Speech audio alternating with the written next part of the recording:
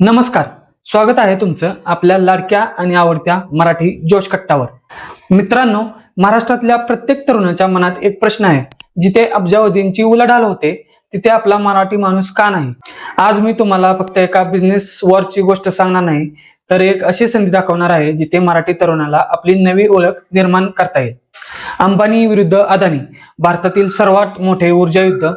एका बाजूला मुकेश अंबानी आणि दुसऱ्या बाजूला गौतम अदानी, आणि हे दोघेही भारताच्या भविष्यावर, ग्रीन एनर्जीवर, 10 लाख एकर जमिनीवर आपलं साम्राज्य कसं उभारत आहेत हे आज आपण पाहणार आहोत. आजपर्यंत अंबानी टेलिकॉम रिटेल होते, तर अदानी पोर्ट्स आणि इन्फ्रास्ट्रक्चर मध्ये होते.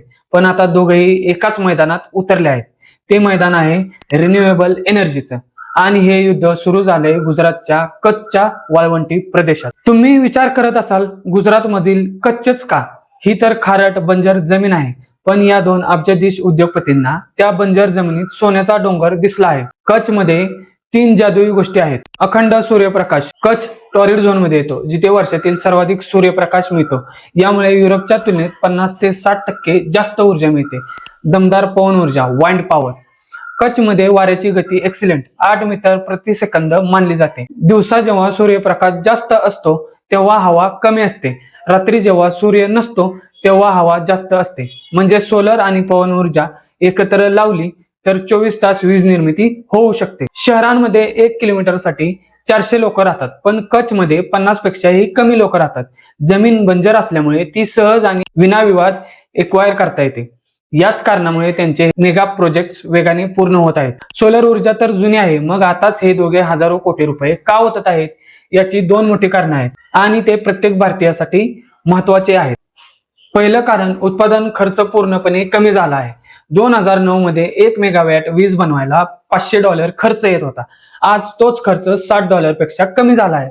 तंत्रज्ञान स्वस्त झालं आहे, त्यामुळे आता सोलर एनर्जी कोळशापेक्षाही स्वस्त झाली आहे. दुसरं कारण आहे युरोपचा कार्बन टॅक्स. मित्रांनो, हा सर्वात मोठा धोका आहे. भारत स्टील, सिमेंट, केमिकल्स यांसारख्या वस्तू कोळसा वापरून बनवतो, ज्यामुळे कार्बन उत्सर्जन होते. युरोपियन देश आता कार्बन उत्सर्जन करणाऱ्या वस्तूंवर जादा टॅक्स लावत आहेत. याला कार्बन टॅक्स म्हणतात. उदाहरणार्थ, आज आपला स्टीलचा दर 50,000 रुपये टन असेल आणि युरोपचा 55,000 रुपये असेल, पण कार्बन टॅक्स लागला तर आपला स्टील 60,000 रुपयांवर जाईल. मग युरोपचे लोक कोणाकडून खरेदी करतील? हा टॅक्स टाळायचा असेल तर भारताला लवकरात लवकर 100% क्लीन एनर्जीवर यावंच लागेल. अंबानी आणि अदानी यांनी याच संकटातून संधी शोधली आहे. या दोघांची रणनीती काय आहे? मुकेश अंबानी, अपस्ट्रीम पुरवठा. त्यांचा संपूर्ण फोकस उत्पादनावर आहे. जामनगरमध्ये 5,000 एकरवर गिगा कॉम्प्लेक्स बनवत आहेत. ते सोलर पॅनल, बॅटऱ्या आणि फ्युएल सेल्स स्वतः बनवणार आहेत. गौतम अदानी, डाऊनस्ट्रीम. त्यांचा फोकस वीज निर्मिती, जनरेशन आणि वितरणावर आहे. अदानींकडे आज 26,000 किलोमीटरहून जास्त खासगी ट्रान्समिशन लाईन्स आहेत. म्हणजे घराघरापर्यंत वीज पोहोचवण्याचं नेटवर्क त्यांचं स्ट्रॉंग आहे. दोघेही संपूर्ण व्हॅल्यू चेन ताब्यात घेण्याचा प्रयत्न करत आहेत. आता सर्वात महत्वाचा आणि आपल्या मराठी जोश कट्टा फॅमिलीने विचारलेला प्रश्न, ज्या महाराष्ट्रात जिजाऊ शिवाजी महाराजांनी स्वराज्य आणि सामर्थ्य शिकवलं, त्याच मराठी माणसाचे मोठे बिझनेस साम्राज्य का नाही? तुम्ही अंबानी अदानींचं उदाहरण पहा. त्यांची सर्वात मोठी ताकद काय आहे? मोठा धोका पत्करण्याची तयारी. 10 लाख एकर बंजर जमीन घेऊन हजारो कोटी एकाच प्रोजेक्ट मध्ये ओतणं ही त्यांची रिस्क आहे. सांप्रदायिक आधार. या समाजातील लोक एकमेकांना बिझनेसमध्ये प्रचंड मदत करतात, संधी देतात आणि पाठिंबा देतात. तर आपला शेतकरी माणूस शेतकरी मानसिकता सोडून उद्योगपती होणं, जमीन विकून पैसा कमवण्याची मानसिकता आहे. त्या जमिनीवर आपलं साम्राज्य कसं उभं करायचं हेच अजून आपल्याला जमत नाही आहे.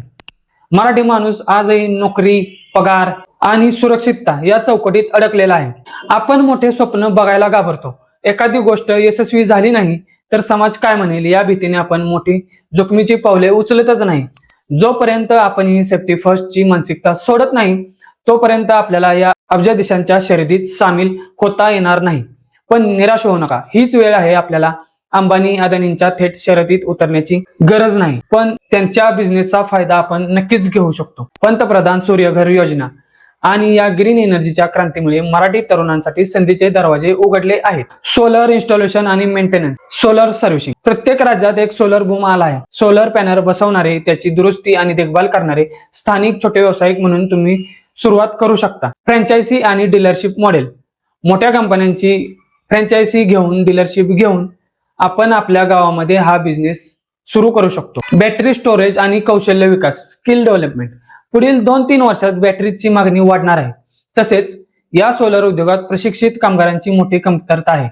जर तुम्ही या कौशल्यांचे प्रशिक्षण घेतले तर तुमची मागणी लगेच वाढेल. मित्रांनो, अंबानी आणि अदानी भारताला सोलर सुपर पॉवर बनवत आहेत आणि मराठी जोश कट्टा तुम्हाला आवाहन करतो. नोकरीच्या सुरक्षिततेतून बाहेर पडा, लहान सुरुवात करा, पण स्वप्न मोठं बघा.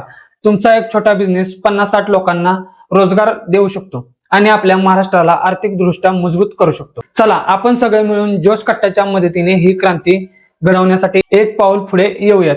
हा व्हिडिओ आवडला असेल तर शेअर करा, त्या प्रत्येक मराठी तरुणापर्यंत पोहोचवा ज्याला फक्त नोकरी नको, ज्याला आपला व्यवसाय सुरू करायचा आहे. कमेंटमध्ये नक्की सांगा, तुम्ही हा बिझनेस करण्यासाठी तयार आहात का? आणि हो, आपल्या लाडक्या मराठी जोश कट्टाला लाईक, शेअर, सबस्क्राईब करायला विसरू नका. जय हिंद, जय महाराष्ट्र.